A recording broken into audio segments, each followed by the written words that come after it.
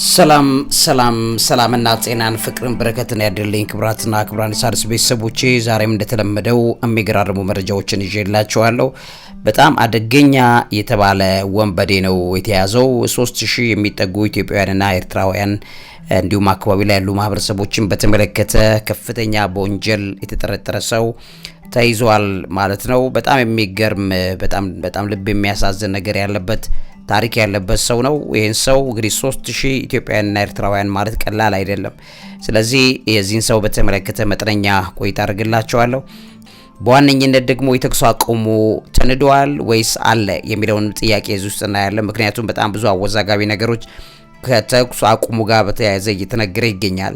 ሌላኛው እስራኤል ላይ የሀገር ውግዘት እየወረደ ነው ያለው። ምንድነው የተፈጠረው የሚለውንም በዚህ ፕሮግራሜ ላይ አሳያቸዋለሁ። ውድ ሣድስ ቤተሰቦቼ ፕሮግራሙን እንግዲህ ያው የተለያዩ መረጃዎችም አሉ ከዚህ ጋር ተያይዞ እንግዲህ የሚሰሙ እነዚህንም ተቋቁሜ ፕሮግራሙን ጀምራለሁ። እንግዲህ ክብራትና ክብራን ሣድስ ቤተሰቦቼ ከመጀመሪያዎቹ መረጃ ልጀምርላችሁ። በተለይም አሁን እየተሰሙ ያሉ መረጃዎች አሉ። በሚያዝያ 1 ቀን 2018 ዓ.ም ወይም በፈረንጆቹ ኤፕሪል 9 2026 ላይ ነው ያለነው የኢራን አሜሪካና እስራኤል ጦርነት ወቅታዊ መረጃዎች አሉ። በተለይም በተኩስ አቁም ስምምነቱ ላይ የታየው መበለሻሸት እና ቀጣይ ውጥረትን በተመለከተ እየታዩ የተሰሙ ያሉ ዜናዎች እንዳሉ ሰምተናል። በአሜሪካና በእስራኤል በኢራን መካከል የተደረገው የ2 ሳምንት የተኩስ አቁም ስምምነት በተግባር ላይ በዋለ በ24 ሰዓታት ውስጥ በእስራኤል ጥቃት ምክንያት የመናድ አደጋ ተጋርጦ በታል ተብሏል። እስራኤል በሊባኖስ በሂዝቦላ ላይ ካደረሰችው ጥቃት በኋላ ኢራን የተኩስ አቁሙን መጣሱን አስታውቃለች። የኢራን ማስጠንቀቂያ ያለ እንግዲህ የኢራን እስላማዊ አብዮታዊ ዘብ በእስራኤል የሚሰነዘረውን ጥቃት ወዲያውኑ ካልቆመ ወታደራዊ ምላሽ እንደሚሰጡም ጭምር ያስታውቀ ይገኛል። ከ200 በላይ ሰዎች 250 በላይ የሆኑ ሰዎች በእስራኤል የአየር ጥቃት በሊባኖስ ተገለዋል። ይሄም ዓለም አቀፍ ቁጣ ቀስቅሷል። በብዙ ሰዎች ዘንድ ይሄ በእጅጉ ቁጣ ላይ እየቀሰቀሰ ነው። እስከዛሬ ድረስ እስራኤል አርጋ የማታረገው ጥቃት ነው። ከጦርነቱ ከተጀመረ በኋላ እንዲህ አይነት ታይቶ አይታወቅም ተብሏልና በከፍተኛ ሁኔታ ውድመት በሊባኖስ እየደረሰ ነው ያለው።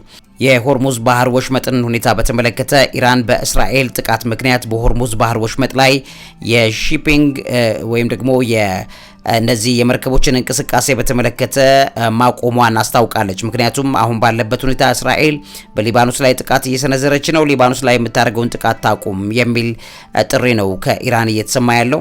በዚህም ዙሪያ ላይ አሜሪካ አቋም ተሰምቷል። አሜሪካና እስራኤል የተኩስ አቁም ስምምነቱ ሊባኖስን ወይም ሂዝቦላን እንደማያካትት በመግለጽ ጥቃታቸው እንደሚቀጥሉ አስታውቀው እንደነበር ይታወቃል።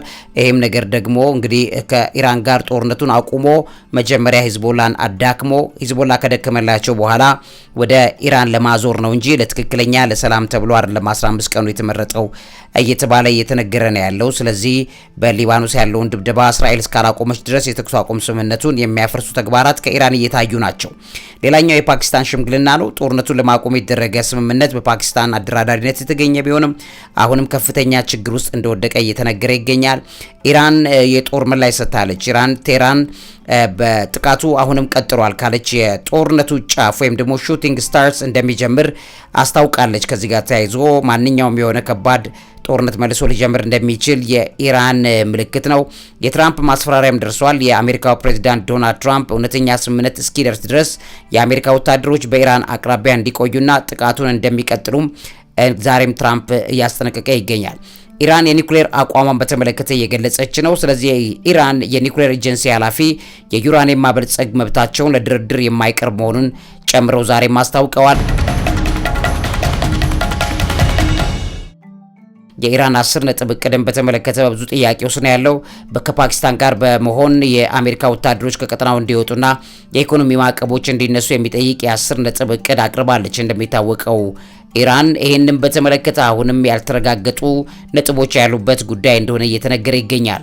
የነዳጅ ዋጋ ንሯል። እንግዲህ በተኩስ አቁሙ አለመረጋጋት የነዳጅ ዋጋ በዓለም ገበያ ከ98 ዶላር በላይ አሻቅቧል። ዛሬ ትንሽ ተረጋግቶ ነበር። ዛሬ እንደገና ግጭት ሲሰማ መልሶ ወደ ላይ ከፍ ብሏል። የሊባኖስ ሀዘን ተሰምቷል። የሊባኖስ መንግስት ለሞቱት ሰዎች ሐሙስ ማለት ነው ዛሬ ሚያዝያ 1 ላይ ለተገደሉ ሰዎች ሀገራዊ የሀዘን ቀን አውጇል። በእስራኤል ጠቅላይ ሚኒስትር ቤንጃሚን ኔታንያሁ የሂዝቦላን ጥቃት በትክክለኛነትና በቁርጠኝነት እንደሚመቱም ጭምር ነው ያስታወቁ። ስለዚህ ከበፊቱ በላይ የእስራኤል ወታደራዊ ዝግጁነት እጅጉን በጣም መጠነካከሩ እየተነገረ ይገኛል። የቻይና ተቃውሞም ተሰምቷል። ቻይና የእስራኤል ጥቃት የሊባኖስን ሉዓላዊነት የጣሰ በመሆኑ በይህንንም ገልጻ ማለት ነው ተቃውሟን አሰምታለች። ሌሎችም ሀገራት ከፍተኛ የሆነ ተቃውሞዎችን እያሰሙ ይገኛሉ። የአውሮፓ ህብረት ስጋትም አለ። የአውሮፓ ህብረት የእስራኤልን ጥቃት የተኩስ አቁም ስምምነት አደጋ ላይ እየጣለ ያለ ነው በማለት ተቃውሞውን ገልጾበታል። በቴህራን የተፈጸሙ ግድያዎች አሉ። ኢራን በጦርነቱ ጥላ ስር የተቃዋሚ ቡድን ወይም ደግሞ PMOI የሚባል አባላት ነበሩ። እነዛ ላይ ግድያ በስፋት እየፈጸመች ነው በሀገሯ ውስጥ እያለች እየተባለ እየተነገረ ይገኛል። የአሜሪካ የሺዎች ወታደር መቆየት በተመለከተ አወዛጋቢ ጉዳይ ዛሬም ተሰምቷል። ከ50 ሺህ በላይ የአሜሪካ ወታደሮች መካከለኛው ምስራቅ አሁንም ተሰማርተው ይገኛሉ። በአካባቢው ላይ እንዲቆዩ አሜሪካ ትዕዛዝ አስተላልፋለች።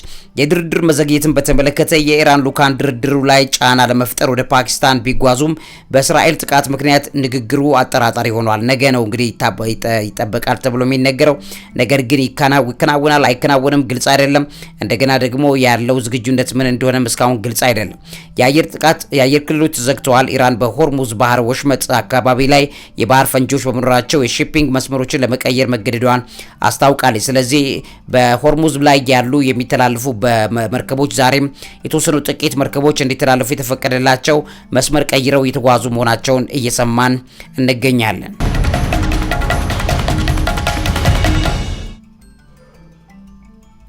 እንግዲህ ክቡራትና ክቡራን የሣድስ ቤተሰቦች ይሄ ባለበት ሁኔታ የእስራኤልና ሂዝቦላ ጦርነት ውስጥ አሁንም ሁኔታው በፍጥነት እየተለዋወጠ ነው ያለው። የውጭ ኃይሎች ጣልቃ ገብነትና የተኩስ አቁም ስምምነቶችን መጣስ ዓለም አቀፍ ውግዘቶችን እያስከተለ ይገኛል።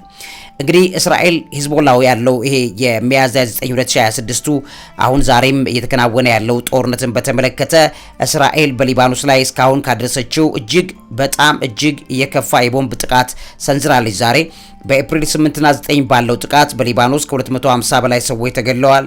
ይሄም ከፍተኛ ውቅሰት አምጥቷል። እስራኤል የሂዝቦላ መሪ ናኢም ቃሲም ረዳትና የወንድም ልጅ የነበረውን አሊ ዩሱፍ ሃርሺን የሚባለውን በቤሩት ጥቃት መግደሏን አስታውቃለች። እንግዲህ አሜሪካና ኢራን ተኩስ አቁም መጣስም እየተነገረ ይገኛል። እስራኤል በሊባኖስ ላይ ጥቃት ማድረሷ አዲስ የተደረገውን የአሜሪካ ኢራን የተኩስ አቁም ስምምነት ለአደጋ እንደዳረገና ያስጣሰ እንደሆነ እየተነገረ ይገኛል። የተኩስ አቁም አለመግባባት ተፈጥሯል። እስራኤል የተኩስ አቁም ስምምነቱ ኢራንን ብቻ የሚመለከት እንጂ ሊባኖስን አያካትም በማለቷ ችግር ነው አሁን ይሄ ነገር ይዞ እየመጣ ያለው ተብሏል። ከዚህ ውጪ እንግዲህ ሂዝቦላ ተኩሱን አቁሞ የተኩስ አቁሙን በመጣሷ ምክንያት በሰሜን እስራኤል ላይ የሮኬት ጥቃት መክፈቱንም ጭምር እንዳስታወቀ የተነገረ ይገኛል። የሊባኖስ የሀዘን ቀን ታውጇል። ቀደም ብዬ እንዳልኳችሁ የኢራን ማስፈራሪያም ጨምሯል። ኢራን እስራኤል ጥቃቷን ካላቆመች የተኩስ አቁም ስምምነቱን በመተው ጦርነቱ እንደምትቀጥልም ያስተዋወቀች ያለችው የሊባኖስ መንግስት የሂዝቦላን ወታደራዊ እንቅስቃሴ በይፋ በማገድ መሳሪያቸው ለመንግስት እንዲያስረክቡም ጭምር ትዕዛዝ አስተላልፏል። የሊባኖስ መንግስት የሂዝቦላን የጦር መሳሪያ አግደዋል። ይሄም አነጋጋሪ ቢሆንም ግን እስከ ዛሬ ድረስ ሂዝቦላን መቋቋም ያልቻለ ስለሆነ የሊባኖስ መንግስት ለስሙ መግለጫ ለማውጣት ካልሆነ በቀር የሚፈይደው ነገር እንደሌለ ይታወቃል። ጠቅላይ ሚኒስትር ቤንጃሚን ኔታንያሁ የሰሜን ነዋሪዎች በተለይ በሰሜን እስራኤል ክፍል አካባቢ ያሉ ነዋሪዎች ደህንነታቸው እስኪመለስ ድረስ ሂዝቦላን መምታታችንን እንቀጥላለን ማለቱ አሁን ቀጥሎ ላለው በዚህ በእስራኤል በአሜሪካና በኢራን መካከል ሊደረግ የነበረው ሰላም ስምምነት ሊያደፈርስ እንደሚችል እየተነገረ ነው ያለው። የሊታኒ ወንዝ ድልድዮች ወድመዋል። እስራኤል በደቡብ ሊባኖስ የሊታኒ ወንዝ ዋና ድልድዮችን በማውደም የሂዝቦላን አቅርቦት ለማቋረጥ እየሰራች እንደሆነ እየተነገረ ይገኛል። የተባበሩት መንግስታት ድርጅት በሊባኖስ ያለው ሁኔታ እጅግ ወሳኝና አደገኛ መሆኑን ማስጠንቀቅ ላይ ነው ዛሬ ያለው።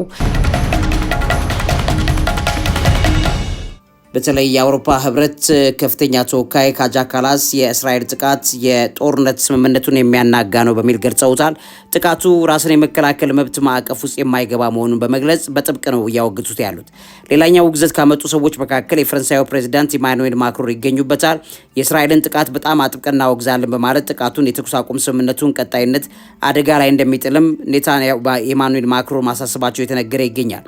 የብሪታንያ ውጭ ጉዳይ ሚኒስትርም ኢቬት ኩፐር የእስራኤል የእስራኤል ጥቃት ሊባኖስን ያካተተ የተኩስ አቁም ስምምነትን የሚያበላሽና በጣም አጥፊ በመሆኑ ሊወገዝ ይገባዋል የሚለው ነገር ተናግረዋል። የቀይ መስቀል ዓለም አቀፍ ኮሚቴም እንደዚሁ በሊባኖስ በደረሰው ከፍተኛ ውድመትና እልቂት በጣም መደንገጣቸውና መቆጣታቸውን ገልጸዋል። የስፔን ጠቅላይ ሚኒስትር ፔድሮ ሳንቼዝ የኔታንያሁ በህይወትና በዓለም አቀፍ ህግ ላይ ያላቸው ንቀት መታገስ የማይቻል ጉዳይ ነው በማለት ዛሬ አውግዘውታል። የሊባኖስ መንግስትም እንደዚሁ የእስራኤልን ጥቃት የሀገሪቱን ሉዓላዊነት የጣሰ በሲቪሎች ላይ ያነጣጠረ ጭካኔ የተሞላበት ጥቃት ነው ሲሉ አውግዘውታል። የሶሪያ ውጭ ጉዳይ ሚኒስትርም እንደዚሁ የእስራኤልን ጥቃት በማውገዝ የተባበሩት መንግስታት ጸጥታው ምክር ቤት ኃላፊነቱን እንዲወጣም ጠይቀዋል። ቻይናም እንደዚሁ አውግዛለች። የሊባኖስ ሉዓላዊነትና ደህንነት ሊጣስ አይገባም በማለት በሲቪሎች ህይወት ላይ ጥበቃ እንዲደረግላቸው ቻይና ስጋቷን መግለጿንና ማውገዟን ተሰምቷል። ቱርኪም እንደዚሁ በከፍተኛ ሁኔታ ላይ አውግዘዋለች። የሲቪሎችን ጥበቃ ለማረጋገጥ አስቸኳይ እርምጃ እንዲወሰድም ቱርኪ ጥሪ ማቅረቧን ጭምር እየተነገረ ይገኛል። ከዚህ ውጭ በጣም በርካታ ዓለም አቀፍ ተቋማት ድርጊቱን የጭካኔ ድርጊት በማለት ገልጸውታል። ሆሪፊክ የሚልም ቃል ተጠቅመዋል። በጣም አስደንጋጭ የሚል ነው እስራኤል የፈጸመችው ተብሏል። ጦርነትን የሚያራዝም የሚል ቃልም ተጠቅመዋል። በአካባቢ ላይ ያለውን ጦርነት ያራዝማል፣ ዓላማው እሱ ነው በሚልም ተናግረውታል። ከቁጥጥር ውጭ የሚሉ ቃላቶችም ዛሬ ጥቅም ላይ ውለዋል። ይሄ ማለት የእስራኤል ጥቃት የሰላም ስምምነቱን ከቁጥጥር ውጭ የሚያደርግ ነው በሚልም እየተነገረ ይገኛል። ህገወጥ ጥቃት የሚለውም አንድ ትኩረት የተሰጠበት ነው። የቦምብ ድብደባው ዓለም አቀፍ ሰብአዊ ህጋትን የሚጥስ ነው፣ ስለዚህ ህገወጥ ነው በሚል ዛሬ የተወገዘ ይገኛል። የሰላም ተስፋን ማጨለም በሚል የዓለም አቀፍ ተንታኞች የእስራኤልን ድርጊት ለረጅም ጊዜ ሰላም የተጠማውን የሊባኖስን ህዝብ ሰላም የሚያጨልም በከፍተኛ ሁኔታ አደገኛ ተግባር ነው በሚልም ገልጸውታል። ከዛ ውጭ ያልተመጣጠነ ኃይል በሚልም ገልጸውታል። በአንድ ቀን ከ250 በላይ ሰዎችን መግደል እስራኤልና ሊባኖስ ያልተመጣጠነ ኃይል አጠቃቀም ላይ እስራኤል አድርጋለች በሚል ተወግዟል። ሌላኛው እንግዲህ የሰብአዊ ቀውስ ነው። እስራኤል በደቡብ ሊባኖስ ከሰነዘረችው ጥቃት የህዝብ መፈናቀልና የሀብት ውድመት መባባሱ ተወግዞ ይሄ የሰብአዊ መብት ጥሰት አለበት በሚል እየተከሰሱ ይገኛሉ። ኔታንያሁ የደህንነት ስጋትንም በሚል ተገልጿል። የሲቪሎች ጥበቃ መጣስ በሚል ዓለም አቀፉ ማህበረሰብ የእስራኤልን ጥቃት ሲያወግዝ የህፃናትና ሴቶችን ህይወት አደጋ ላይ እየጣለ በጣም አደገኛ ጨካኝ ውሳኔ ነው በማለት በከፍተኛ ሁኔታ ዛሬ እየተወገዘ እንዳለ ለመስማት ችለናል። እንግዲህ ከዚህ ጋር ተያይዞ የሰላም ስምምነቱን ይሄ ጉዳይ ያናጋዋል። ልክ ነው። በጣም በከፍተኛ ሁኔታ ለሰላም ስምምነቱ አደጋ እንደሆነ እየተነገረ ይገኛል። ከዛ ጋር ተያይዞ የሚነሳው ነገር የሰላም ስምምነቱ ግን ፈርሷል ወይስ አልፈረሰም የሚለው ነገርም በመጠኑ ማየት ያስፈልጋል። እንግዲህ ዛሬ በወጡ መረጃዎች መሰረት በአሜሪካና በኢራን መካከል በተደረገው የሁለት ሳምንታት የጊዜያዊ ተኩስ አቁም ስምምነት በጣም ደካማ በሆነና ሊፈርስ በሚችል ሁኔታ ላይ እንዳለ ነው ትንተናዎች የሚያሳዩት። ስምምነቱ ከረጅም ጊዜ ውጥረት እና የአሜሪካ ፕሬዚዳንት ዶናልድ ትራምፕ የማጥፋት ማስፈራሪያ በኋላ በፓኪስታን አደራዳሪነት ኢራንና አሜሪካ በሁለት ሳምንታት ተኩስ አቁም መስማማታቸው ነው በኤፕሪል 8 2026 የተገለጸው። ስምምነቱ ተናጋ ማለት ነው። ስለዚህ ስምምነቱ ለምን ተናጋ በሚለው ዙሪያ ላይ ስምምነቱ ከተፈረመ ማግስት በኤፕሪል 9 2026 ጀምሮ በእስራኤል በሊባኖስ ላይ የሰነዘረችው ጥቃትን በተመለከተ ኢራን በምላሹ የሆርሙዝን የባህር በር መልሳ በመዝጋቷ ስምምነቱ የመፈራረስ አደጋ ተጋርጦበታል። የአሜሪካ አቋም እዚህ ጋር እንግዲህ ፕሬዚዳንት ትራምፕ እውነተኛ ስምምነት እስኪደረግ ድረስ የአሜሪካ ወታደራዊ ኃይሎች ባህረ ሰላጤው አካባቢ ላይ እንዲቆዩና ስምምነቱ ካልተከበረ በተባባሰ ሁኔታ ጦርነት እንጀምራለን የሚለው ንግግራቸውን በተመለከተ የጦርነቱ መልሶ የመቀስቀስ ሁኔታ በከፍተኛ ሁኔታ ስጋት ውስጥ እንዲገባ ሆኗል። የኢራን አቋምም ተገልጿል። ኢራን ስምምነቱን እንደ ድል ብትቆጥረውም የእስራኤል ጥቃት ከቀጠለና የአሜሪካ አቋም ካልተለየ ስምምነቱን አፍርሳ ጦርነቱ እንደምትቀጥል ደጋግማ እያሳሰበች ትገኛለች። ባጭሩ እንግዲህ ተኩስ አቁሙ ሙሉ ለሙሉ አልፈረሰም፣ ነገር ግን በከፍተኛ ስጋት ውስጥ ወድቋል። በሁለቱ ወገኖች መካከል የሚደረገው ድርድር በፓኪስታን እንደሚቀጥልም ተገልጿል። ወደ መጨረሻው መረጃ ልለፍላችሁ። በጣም ጨካኝ የሆነ ተግባር የፈጸመ ነው ሀበሻ ነው። እንግዲህ ከ3000 በላይ በሆኑ በኤርትራውያንና ኢትዮጵያውያን የሚጠየቅ ሰው ነው። ይሄ ሰው በመንግስት ቁጥጥር